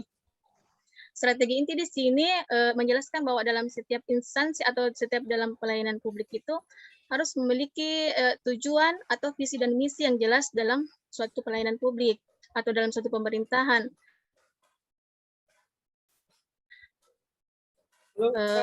Atau tujuan yang jelas, kita dapat menentukan pelayanan-pelayanan seperti apa yang akan kita lakukan kepada masyarakat. Terus selanjutnya, konsekuensi strategi, yaitu strategi konsekuensi. Artinya di sini dalam suatu instansi atau pemerintahan, dalam menjalankannya harus ada konsekuensinya, misalnya seperti diberikan reward atau punishment. Misalnya bagi pegawai-pegawai yang memberikan pelayanan dengan baik, diberikan suatu penghargaan. Kalau misalnya pegawai-pegawainya yang tidak melaksanakan pelayanan dengan baik, bisa diberikan punishment atau sedikit hukuman. Kemudian customer strategi, yaitu customer strategi ini di sini kita harus mengikuti apa yang diinginkan oleh penerima pelayanan publik. Jadi kita bisa tahu apa yang mereka inginkan. Kemudian kontrol strategi dalam memberikan pelayanan publik harus dibarengi dengan pengawasan, pengontrolan, supaya dalam pemberian pelayanan itu bisa diberikan secara maksimal. Kemudian kultur strategi, yaitu strategi budaya. Budaya di sini maksudnya yaitu kebiasaan-kebiasaan. Misalnya dalam suatu instansi atau pemerintahan itu ada kebiasaan-kebiasaan yang dilakukan itu, tapi tidak meningkatkan dalam pemberian pelayanan publiknya. Jadi sebaiknya dirubah kebiasaan-kebiasaan tersebut, mencari kebiasaan-kebiasaan apa lagi yang harus dilakukan supaya kita bisa memberikan pelayanan secara maksimal. Lanjut, isu-isu terkini yang terjadi. Adanya faktor lain sedikit kendala mengakibatkan pelayanan publik yang diselenggarakan pemerintah dirasakan masih kurang dan cenderung dilaksanakan tidak sepenuh hati. Yang kedua isunya, tentunya keadaan seperti di atas haruslah dibenahi atau diperbaiki untuk menciptakan dan mewujudkan kondisi negara yang semakin baik. Yang ketiga, berbagai upaya pun harus dilakukan oleh pemerintah dalam peningkatan pelayanan publik. Adapun beberapa strategi yang harus dilakukan oleh pemerintah dalam pelayanan publik. Ini untuk yang pemerintah sebenarnya sama sih tadi dari pendapat dari David yang tadi, tapi ini secara dari pemerintahnya juga ini. Kayak budaya pelayanan prima, sama tadi penjelasannya, budaya itu kebiasaan-kebiasaannya, seperti itu. Kemudian standar pelayanannya. Di sini kan setidaknya standar pelayanan itu harus ditingkatkan. Bagaimana standar pelayanannya itu? Misalnya dengan standar pelayanan yang meningkat, otomatis juga bisa memberikan pelayanan yang lebih maksimal. Kemudian peningkatan fasilitas penunjang. Dengan adanya fasilitas yang lengkap atau yang terbaru, otomatis kita juga bisa memberikan pelayanan yang terbaik untuk masyarakat. Kemudian dalam penilaian kepuasan terhadap pelayanan, di sini dalam menentukan apakah kita memberikan pelayanan itu sudah cukup maksimal atau baik, di sini kita dapat menilainya dalam memberikan kuesioner kepada yang menerima pelayanan. Jika di situ ada masih banyak keluhan-keluhan, disitulah kita bisa meningkatkan pelayanan kita. Kesimpulannya dari materi ini, yaitu kurangnya pemahaman mengenai Undang-Undang Nomor 25/2009 tentang pelayanan publik dan Permen-Pan Nomor 36 tentang petunjuk teknik, penyusunan, penetapan, dan penerapan standar pelayanan. Kemudian komitmen para pemimpin dan standar pelayanan publik yang belum ada. Dan sumber daya manusia juga mempengaruhi dan kemauan dan itikat pelaksana. Terima kasih. Itu tadi materinya. Di sini bagaimana teman-teman bisa, siapa tahu teman-teman ingin berkenan memberikan saran-saran apa saja untuk kita sebagai pemberi layanan atau kita juga biasa berperan sebagai penerima layanan. Saran-sarannya untuk pemerintah seperti apa? Kalau bisa dijelaskan satu-satu teman sahabat, bisa ada yang bisa sharing bagaimana sarannya. Oke, Saran-saran. kembalikan ke hostnya.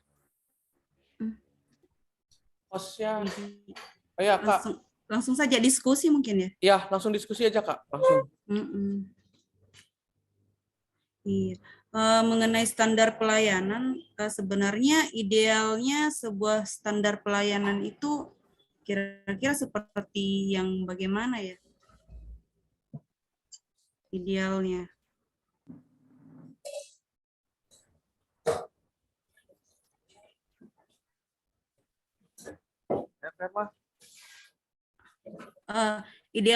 Idealnya sebuah standar pelayanan mungkin tetap harus memperhatikan Putus suara, prinsip-prinsip. enggak aku dengar. Iya, halo. Ya, ini jaringannya mungkin memang agak bermasalah. Saya juga dari tadi putus-putus. Oke. Materi yang cukup bagus tadi disampaikan oleh Ibu Irma. Memang idealnya sebuah standar pelayanan itu tetap memperhatikan prinsip-prinsip seperti mudah dimengerti, mudah diikuti, mudah dilaksanakan, diukur, tentunya dengan prosedur yang jelas dan juga biaya yang terjangkau bagi masyarakat maupun penyelenggara dalam hal ini pelayan publik ya. Bagaimana Ibu Irma? Kak Irma. Mungkin jaringan Ibu Irma mungkin. Kedengaran? Iya, mungkin jaringan Ibu Irma agak sedikit bermasalah. Teman-teman yang lain mungkin mau menanggapi mengenai standar standar pelayanan. Idealnya standar pelayanan itu kurang lebih seperti yang saya sampaikan tadi. Mungkin ada teman-teman yang mungkin bisa menanggapi mengapa sih harus ada sebuah standar pelayanan, manfaatnya itu apa? Mengapa harus ada sebuah standar pelayanan dalam pelayanan publik? Manfaatnya supaya sebuah pelayanan itu tertata dengan baik dan benar, Kak. Jadi segala sesuatu itu harus ada alurnya dari hulu sampai hilir seperti itu, Kak. Jadi prosesnya yang dilalui itu sangat bagus gitu, Kak. Ya, selain itu juga bisa mungkin memberikan keterbukaan akses informasi ya kepada masyarakat. Sehingga seperti persyaratan, prosedur, biaya, dan jangka waktu dapat terukur. Juga diketahui oleh masyarakat, sehingga masyarakat tidak kebingungan lagi. Halo? Ya. Ya, mungkin teman-teman yang lain mau menanggapi mengenai standar pelayanan. Kati, bahwa mau menanggapi Kati? Karena seperti yang kita ketahui, contoh-contoh pelayanan publik itu kan misalnya jasa pendidikan, pemeliharaan kesehatan, penyelenggaraan transportasi hingga jasa pengurusan pensiun mungkin ya. Baik teman-teman yang lain mungkin.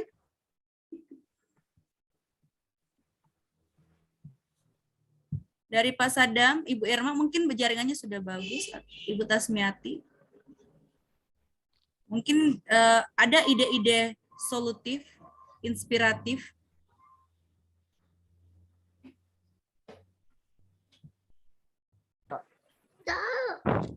Ya, bagaimana tanggapannya untuk masalah ini, Kati?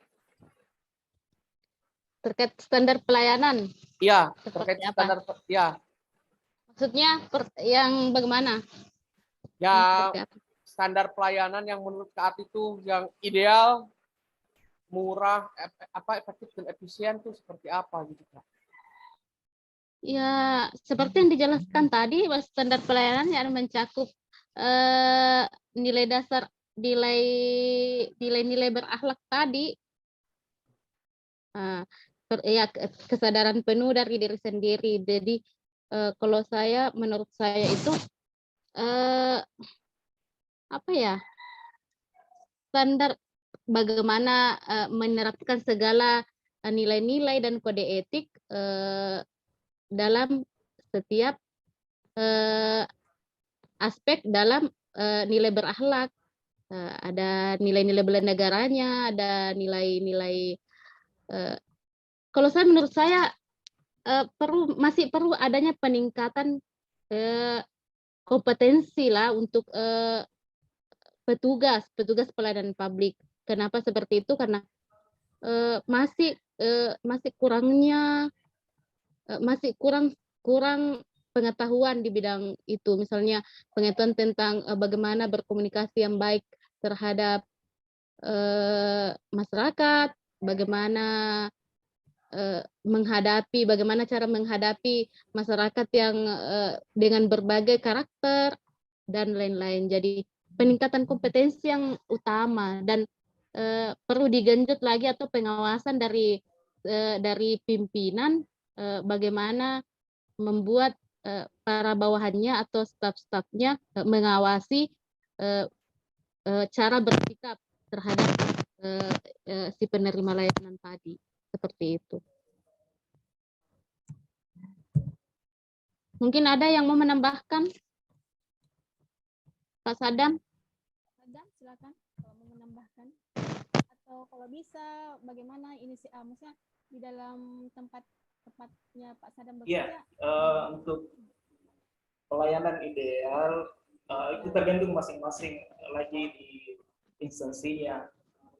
Misalkan pelayanan kayak di dinas kesehatan, dinas pendidikan, kemudian kantor bupati, kantor gubernur. Jadi mereka harus semua ikut peraturan, misalkan ada pergub, ada pergub, jadi harus semua mematuhi standar. Misalkan contohnya di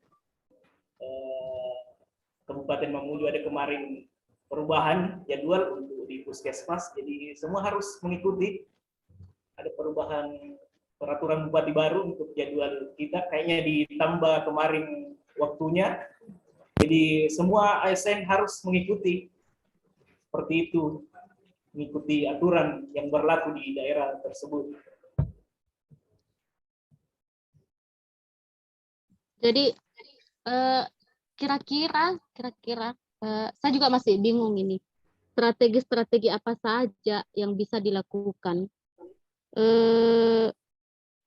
dalam menghadapi ini hambatan dalam pelayanan publik, mungkin secara spesifik atau disertai dengan contoh yang bisa dilakukan.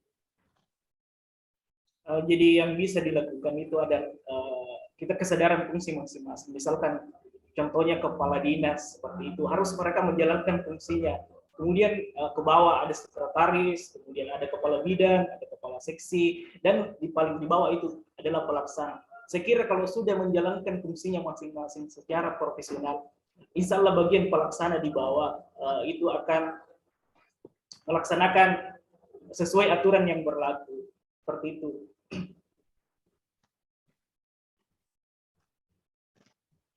Bagaimana teman-teman? Halo? Misalkan contohnya kemarin itu yang ada di berita viral yang tidak dirujuk itu yang pasien meninggal tidak diantar ambulans, itu kan tidak ada keprofesionalan dari atas sampai ke bawah. Itu salah satu contoh, ada kasus, kita tidak menyebut nama, tapi ada kasus. Seandainya semua profesional, mungkin pasien itu yang sudah meninggal bisa diantar. Tapi secara aturan memang ambulans tidak diperuntukkan untuk jenazah. Iya, karena kan memang ada ambulans untuk khusus jenazah, seperti itu kalau kita berbicara masalah pelayanan yang terjadi. Iya, tapi kan di sini ada namanya rasa kemanusiaan. Iya. Seperti itu. Saya rasa juga menegakkan standar pelayanan sesuai prosedur itu memang penting tanpa mengesampingkan humanity, kemanusiaan mungkin. Seharusnya. Ya kan sudah disampaikan juga Ibu Bupati, jangan ada lagi seperti itu. Jadi ke depan mungkin bisa dilaksanakanlah bagian pelaksanaan. Itu bisa dikecualikan jika menyangkut kemanusiaan. kebijakan Iya, untuk mungkin kemanusiaan. Iya. Tapi saya rasa Pak, ada kemarin arahan Ibu Bupati, jangan ada lagi hal seperti itu. Pak Gubernur juga, ada saya baca di media, jangan terjadi lagi hal-hal seperti itu. Jadi mungkin ke depannya bisa dilaksanakan, dan Ibu Bupati juga sudah rencana adakan ambulans untuk bantuan tiap-tiap desa. Jadi itu salah satu solusinya. Insya Allah segera terrealisasi Iya. rencana-rencana baik. Kayaknya di yang mana? Iya. Oski dulu ini. Ayo,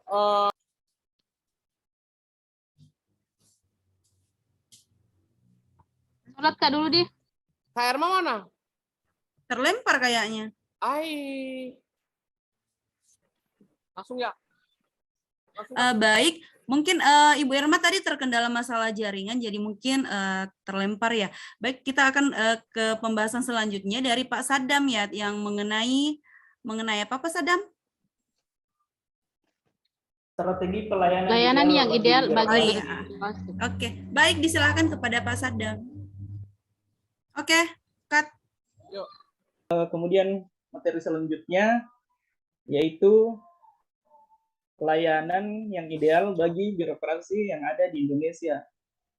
Jadi kan sudah tadi beberapa dijelaskan mengenai yang pertama itu akuntabilitas, potret layanan publik di negeri ini, kemudian tantangan layanan publik, kemudian strategi menghadapi hambatan.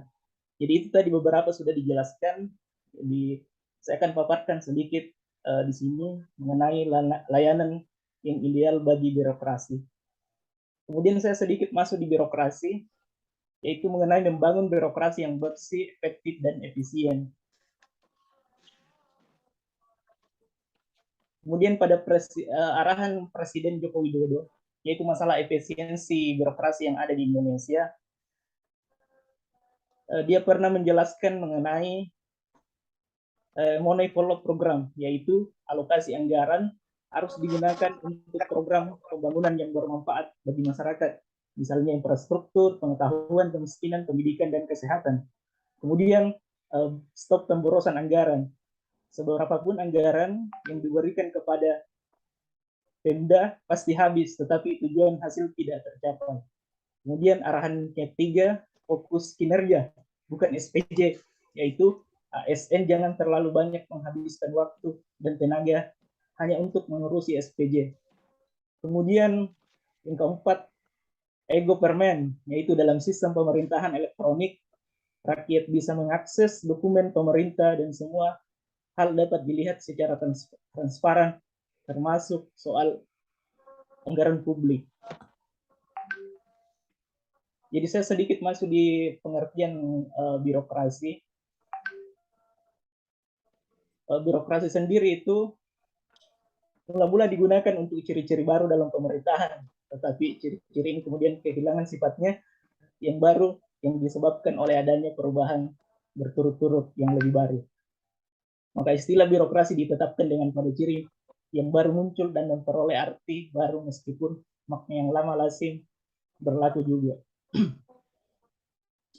Kemudian kita masuk di pelayanan publik. Jadi arti di sini pelayanan publik yaitu kegiatan atau rangkaian kegiatan dalam rangka pemenuhan kebutuhan pelayanan dengan sesuai peraturan perundang-undangan bagi setiap warga negara dan penduduk atas barang dan jasa, yaitu yang diatur dalam penyelenggara pelayanan publik Undang-Undang Nomor 25 Tahun 2009. Jadi adapun di sini strategi dalam peningkatan pelayanan publik ada beberapa poin. Yaitu poin pertama, budaya pelayanan prima. Kemudian yang kedua, standar pelayanan publik. Kemudian yang ketiga, peningkatan fasilitas penunjang. Kemudian yang keempat, yaitu penilaian kepuasan terhadap pelayanan. Jadi itu ada beberapa pelayanan publik yang ideal. Jadi teman-teman mungkin ada saran tersendiri, kan sudah tadi dijelaskan itu bagian akuntabel, strategi pelayanan publik, kemudian hambatan-hambatan, Jadi di sini yang paling ideal setelah kita melihat hambatan, jadi pelayanan publik seperti apa yang bisa kita lakukan yang paling ideal.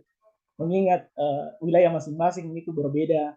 Ada yang dari kota, pegunungan, dan pelosok. Pasti yang ideal mungkin berbeda-beda. Seperti itu.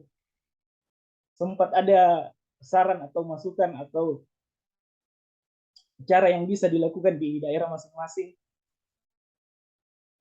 Bang Widi. Gimana, Bang? Halo? Ya, kedengaran ya? Iya, kecil suaranya.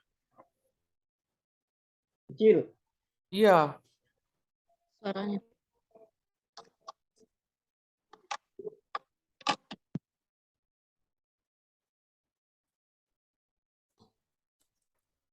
Sudah kedengaran? Masih kecil? Kurang keras sedikit lagi, Bang.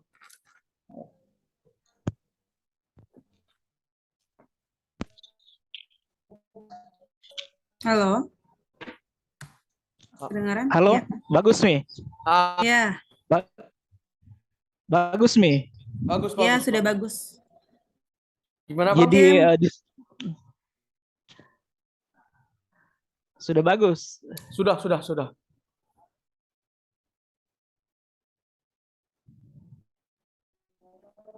Apa, Bang? Bang Sadam? Bang Sadam? Ya, halo. Halo? Gimana? Halo. Ya. Sudah bagus jaringan. Sudah. Suara.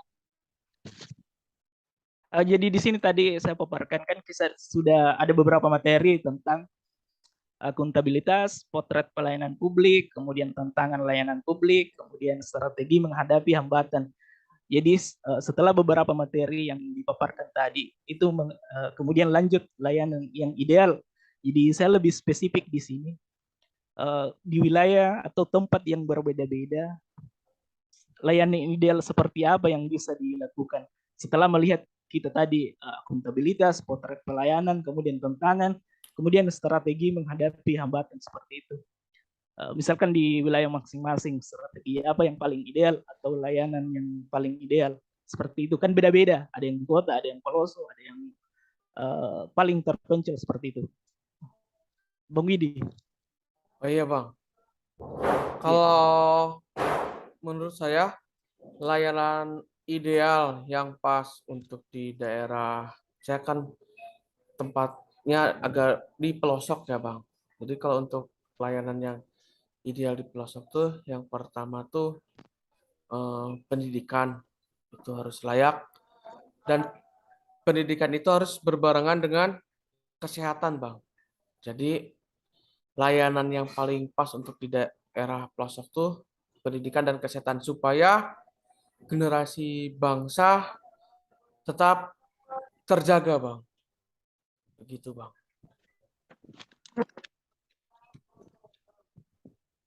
Jadi itu ya, Widi. Iya. Iya. Sempat ada teman-teman yang lain di wilayahnya juga di tempatnya. Maksudnya?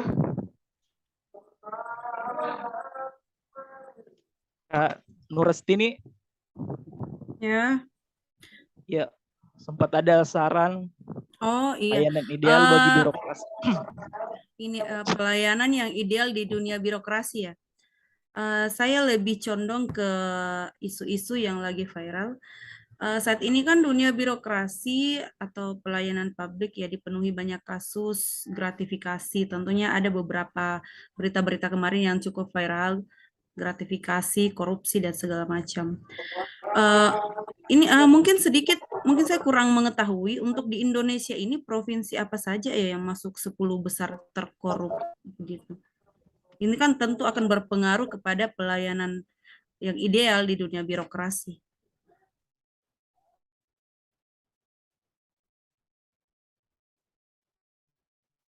Jadi untuk di provinsi di Indonesia, untuk daerah yang paling terkorup ada beberapa kemarin.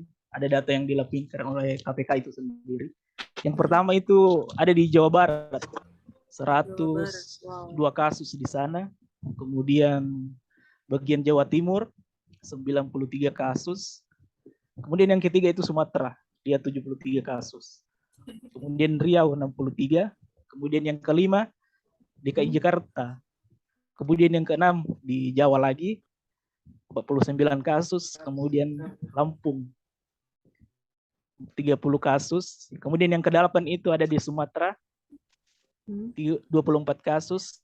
Kemudian 9 Provinsi Banten 24 kasus. Kemudian Papua 22 kasus. Jadi alhamdulillah kita di sini tidak masuk 10 besar untuk wilayah Sulawesi, apalagi Sulawesi Barat. Itu untuk wilayah di Indonesia yang paling korupsi gitu. Ya, semoga saja daerah kita terhindarlah dari peringkat-peringkat tersebut. Tidak mengalami peningkatan peringkat. Iya, kalau di secara dunia itu negara yang paling rendah korupsinya itu ada di Swedia. Datanya kemarin dilampirkan juga KPK kalau secara dunia paling rendah. Jadi terima kasih. Sudah tidak ada tambahan.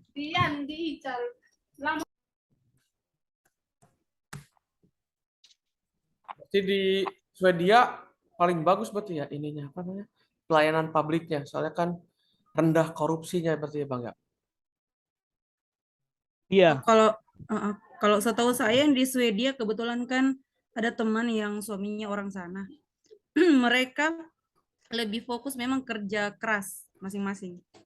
Lebih fokus memang berkarir, bahkan itu dari segi profesional ya cukup bagus. Karena mereka betul-betul bekerja keras, pergi pagi, pulang malam, bahkan kadang-kadang mereka untuk hubungan kekeluargaannya itu ya tidak seperti kita di sini. Mereka memang betul-betul pekerja keras di sana. Ya, ada beberapa negara kemarin itu yang ditampilkan datanya di KPK. Swedia, Denmark, Norwegia, Finlandia, Islandia. Negara yang Skandinavia seperti itu. Iya.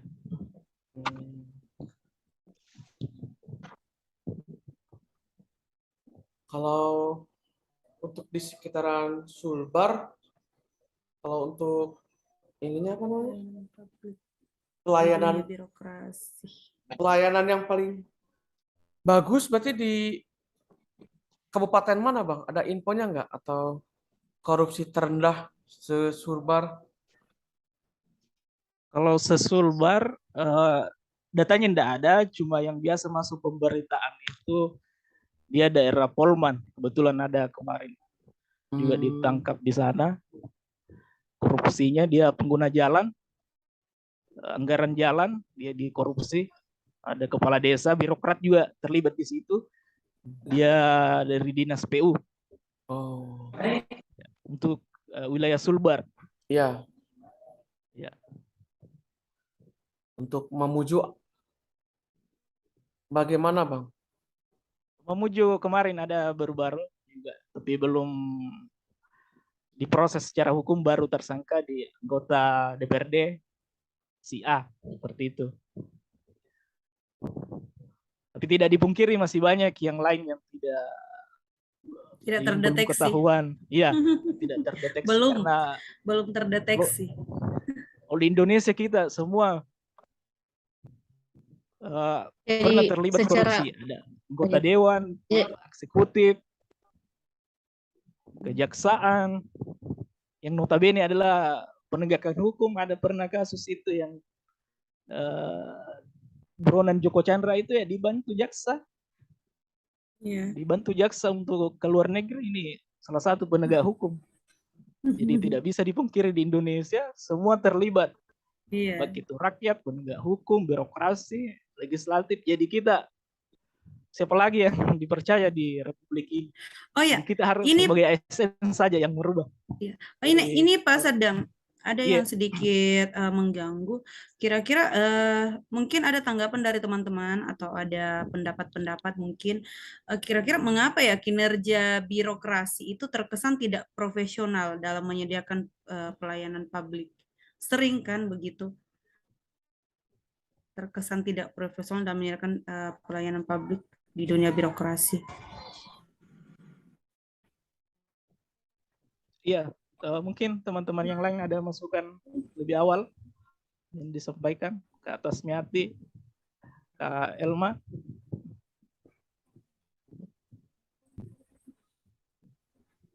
Mungkin Iya, ya, saya Kak Irma. Iya, sempat ada pandangan mengapa di tataran birokrat itu ya kurang profesional, dari segi mana penyebabnya. Sempat ada tanggapan atau pandangan. kalau menurut saya ketidakprofesionalan dalam memberikan pelayanan di khususnya kita di daerah birokrasi ini, seperti tadi yang saya jelaskan itu, ada tadi yang saya sebutkan bahwa saya lihat dulu. Biasanya pertama itu biasa mempengaruhi dari sumber daya manusianya, dari manusianya itu sendiri. Kemudian adanya ketidaktransparansi, Iya, ketidaktransparansian. kayak begitu, Iya. anggaran ya. Terus ketidakkomitmennya para pemimpin. Kemudian kurangnya juga mungkin edukasi dalam istilahnya dalam menjadi pemimpin yang baik. Terus kalau bisa juga mungkin standar pelayanannya harus lebih ditingkatkan. Seperti itu kalau dari saya. Iya, terima Ya, kasih. menurut ya, Iya, silakan Tasmiati. menurut saya kenapa pelayanan birokrasi masih kurang profesional dalam melaksanakan tugasnya, yaitu di sini bisa kita lihat bahwa pelayanan publik itu juga diperparah dengan kurangnya partisipasi masyarakat dalam mengingatkan birokrasi untuk bekerja lebih profesional lagi. Jadi bukan hanya dilakukan pengawasan dari pimpinan atau tingkatan atas, tapi juga perlunya ada pengawasan dari tingkat bawah atau dari golongan masyarakat. Jadi kita sebagai masyarakat mungkin dianjurkan jangan terkesan membiarkan atau hanya sebatas menegur dalam hati kok seperti itu. Mungkin ada tindakan-tindakan yang harus dilakukan. Bisa saja dalam bentuk saran atau kritikan melalui layanan aduan atau kotak saran yang ada yang tersedia di kantor-kantor atau di pelayanan-pelayanan birokrasi seperti itu. Iya, jadi masyarakat berpengaruh sekali juga untuk bagaimana mengawasi kinerja dari para birokrat ini. Iya, karena apalah biasa guna pengawasan dari pimpinan kalau ada kerjasama. Iya, secara kerjasama yang bisa dilakukan secara ke dalam. Secara sistematis. Jadi, dari atas secara ke bawah. Sistematis. Jadi kalau menurut saya itu pengawasan yang paling baik itu adalah pengawasan dari masyarakat itu sendiri, seperti itu. Iya, sangat. Ya, jadi ada feedback dari masyarakat ada. Iya. Pelayanan. Iya. Ya, kalau terkesan dibiarkan terkadang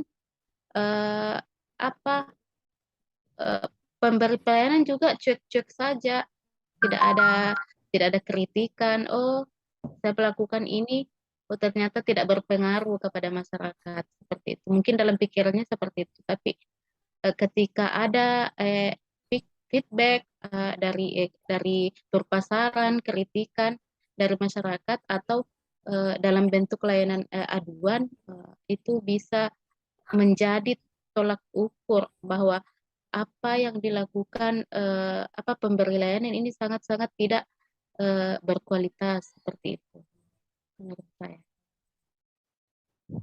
Iya, terima kasih. Jadi itu biasa kendalanya di birokrat atau di semua instansi. Nanti viral kasusnya baru disorot. Ada beberapa seperti nanti itu. ya. The Nanti power of sudah Itu netizen. sekarang ya, iya, sudah nanti banyak sudah terjadi, diviralkan. sudah banyak. Iya. Seperti It- tidak jauh-jauh lah kita kasus yang lagi viral ini, Iya, mencoreng instansi Verdi Sambo. iya, Ya, iya. sangat-sangat mencoreng instansi pemerintahan di kepolisian. Semua di situ terlibat, beberapa jenderal, semua Jadi beberapa apa ditangkap. kira-kira faktor penyebab? Apakah mereka kurang wawasan kebangsaannya atau kurang menerapkan nilai-nilai bela negara? Saya rasa kalau wawasan Teman-teman lumayan, bisa cuma menanggapi. mungkin kalau wawasan pasti mereka pasti lebih kompeten. Kalau wawasan, mungkin dalam hal penerapan itu dari individu masing-masing sih, lebih kepada personal diri, lebih kepada personal untuk penerapannya. Iya, kesadaran individu masing-masing. Iya, kesadaran individu. Okay. It's time is over. Iya. Jadi saya tertarik tadi untuk masyarakat yang memberikan masukan. Ada kemarin itu salah satu kepala desa yang ada di Kabupaten Polewali Mandar. Dia itu nomor HP-nya semua ditempel di rumah. Dia semua rumah ditempel. Jadi kalau ada aduan, ada keperluan, langsung bisa dihubungi, ini nomor kepala desa langsung. Jadi itu sangat baru di situ, program baru itu. Dia di Tinambung, salah satu kepala desa yang paling muda juga. Peningkatan kualitas pelayanan ya dengan cara seperti itu. Jadi karena sekarang pemimpin itu bukan lagi bukan lagi dia sebagai penyedia layanan, tapi dia yang memberi pelayanan kepada masyarakat. Iya, betul. Jadi kita sebagai role model nantinya di tempat kerja kita harus mencontohkan hal-hal yang baik buat nanti supaya ada perubahan, Kak, nanti ke depannya. Jadi, Insya Allah. Iya, amin. Semoga kita yang berada mengikuti pelatihan dasar CPNS tahun 2002 ini semuanya menjadi role model yang sangat bagus untuk kedepannya dan membuat Mamuju semakin keren, Sulawesi Barat semakin bagus, nanti mempengaruhi Indonesia semakin jaya untuk mencapai Indonesia tahun 2045 keemasannya begitu. Amin. Di sini diperlukan kompeten berupa harus sering belajar dan belajar.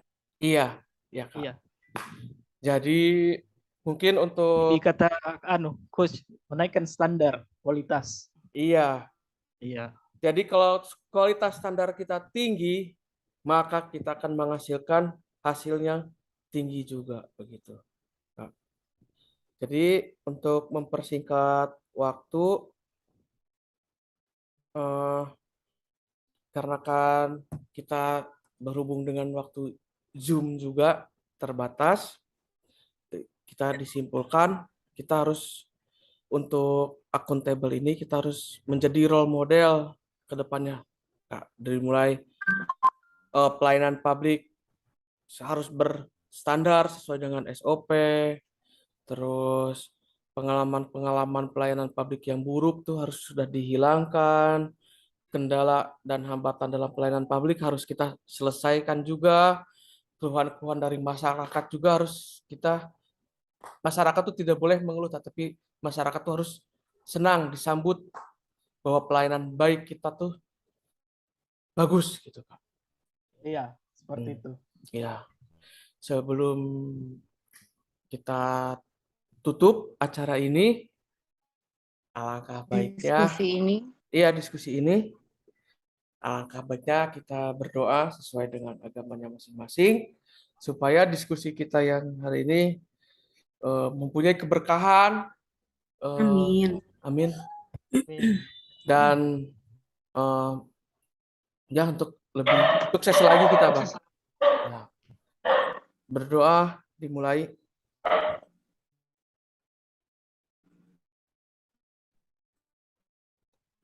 Ya. Berdoa selesai. Tetap semangat untuk teman-teman semuanya, jaga kesehatan, ya. Oke, dan Terima kasih. semangat. Terima kasih sudah hadir di acara ini. Kita akhiri acara akuntabel ini, Kak. Akhir kata, Assalamualaikum warahmatullahi wabarakatuh. Waalaikumsalam warahmatullahi wabarakatuh.